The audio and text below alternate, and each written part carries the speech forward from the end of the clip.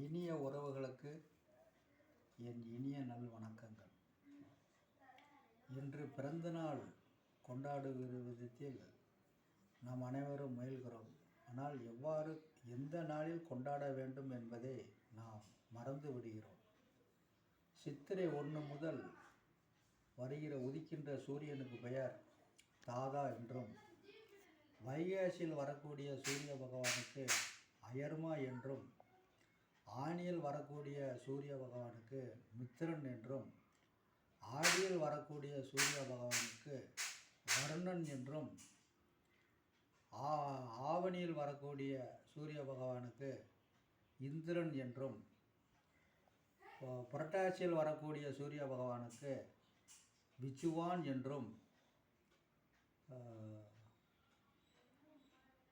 ஐப்பசியில் வரக்கூடிய சூரிய பகவானுக்கு பூஜா என்றும், கார்த்திகையில் வரக்கூடிய சூரிய பகவானுக்கு பர்சனி என்றும், மார்கழியில் வரக்கூடிய சூரிய பகவான் அச்சன் என்றும், தையில் வரக்கூடிய சூரிய பகவான் பகன் என்றும், மாசியில் வரக்கூடிய சூரியன் துவஷ்டா என்றும், பங்குனியில் வரக்கூடிய சூரிய பகவான் விஷ்ணு என்றும் 12 ஆதித்யர்கள் இந்த பூலோகத்தில் வலம் வருகின்றனர்.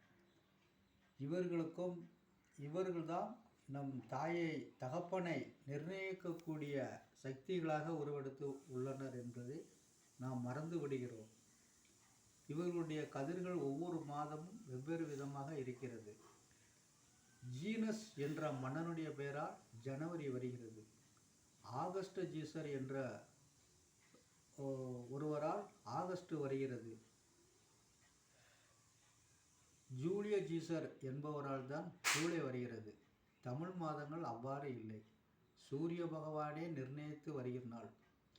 ஆகவே சூரியன் எவ்வளவு நமக்கு கிடைக்கப்பெற்ற தகப்பன் எவ்வாறு உள்ளார் என்பதை அறியக்கூடிய இந்த மாதத்தில் நாம் பிறந்த நட்சத்திரத்தில் கொண்டாடுமாறு அன்புடனும் பணிவுடனும் வேண்டி கேட்டுக்கொள்கிறேன்.